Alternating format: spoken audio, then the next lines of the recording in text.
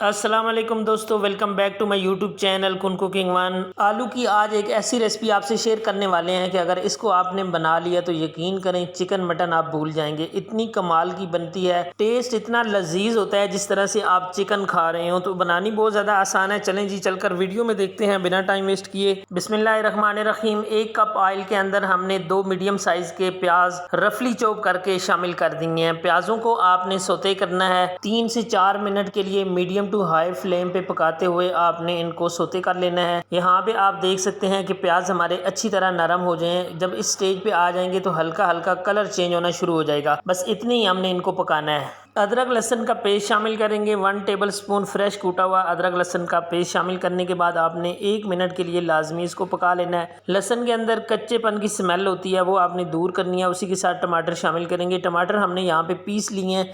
टमाटर को पीसने के लिए थोड़ा सा पानी शामिल किया है। यहाँ पे 1 बड़े साइज़ का टमाटर हमने पीस के इसके अंदर शामिल किया है। चूँकि टमाटर को हमने ग्रेवी के तौर पे इस्तेमाल करना है इसलिए हमने इसको अच्छी तरह पकाना है। इसके अंदर कच्चापन होता है, पानी होता है। आजकल बरसात का मौसम है, वैसे भी टमाटर के अंदर ज़्यादा पानी है तो हम इसको पकाएंगे। अच्छी तरह पका लेना है जब तक कि ऑयल सेपरेट हो जाए। टमाटर का कच्चापन दूर करने के बाद इसमें ड्राई मसाला जात शामिल करेंगे। धनिया पाउडर 1 टीस्पून हमने शामिल कर दिया है। लाल मिर्च का पाउडर 1 टीस्पून हमने इसके अंदर डाल दिया है। हल्दी पाउडर 1/2 टीस्पून हम शामिल कर देंगे। नमक 1/2 टीस्पून हमने शामिल किया है। आपने अपने टेस्ट के अकॉर्डिंग देख लेना है। इस रेसिपी का अब असल काम शुरू होगा कि आपने मसालों को कितना पकाया है। मसालों को आपने इतना पकाना है कि मसाला अच्छी तरह पककर अच्छी तरह ग्रेवी बना ले और उसके साथ ऑयल बिल्कुल सेपरेट कर दे। तब तक आपने मसालों को पकाना है। अल्हम्दुलिल्लाह मसाले को अच्छी तरह पका लिया है। अब हमने इसके अंदर आलू शामिल कर देने हैं। यहाँ पे आधा किलो आलू लिए हैं। इनको अच्छी तरह धो के कटिंग कर लेनी है। कटिंग आपने दरमियाने साइज की रखनी है, ज़्यादा बड़े साइज के आलू आपने नहीं काटने। अगर ज़्यादा बड़े साइज के आलू आप काटेंगे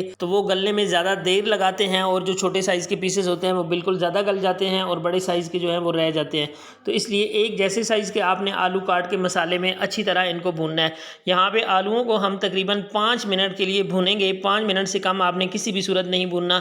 आप देख सकते हैं हमें भूनते हुए 5 मिनट हो चुके हैं तो आलू ने कलर चेंज कर लिया। इसके अंदर बड़ा खूबसूरत सा कलर आ गया। आलू एक ऐसी सब्जी है कि इसको अगर आप मसाले के साथ भूनेंगे नहीं तो मसाले का जो टेस्ट है वो इसके अंदर नहीं जाएगा और अगर मसाले का टेस्ट अंदर नहीं जाएगा तो वो आलू आपके टेस्टी नहीं बन सकते हैं। आलूओं को मसाले के साथ 5 मिनट तक हमने अच्छी तरह भून लिया है जी माशाल्लाह। आलूओं को गलाने के लिए हमने यहाँ पे पानी 1 गिलास शामिल कर दिया है। आप अपनी मर्जी के हिसाब से इसको थोड़ा सा कम ज़्यादा कर सकते हैं। अगर आपको ग्रेवी ज़्यादा चाहिए, शोरबा टाइप चाहिए तो आप इसमें आधा गिलास मज़ीद डाल दीजिए। इस स्टेज पे हमने यहाँ पे 1 टेबल स्पून भर के धनिया शामिल कर देना है।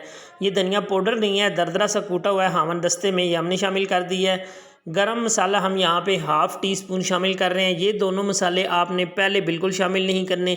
साथ साथ जो पानी हमने शामिल किया है इसको बॉयल आता जा रहा है। ये मसाले आखिर में आपने इसलिए शामिल करने हैं कि ये भुने नहीं जाएंगे बल्कि ये उबलेंगे पानी के साथ तो इनका कमाल का टेस्ट निकल के आएगा।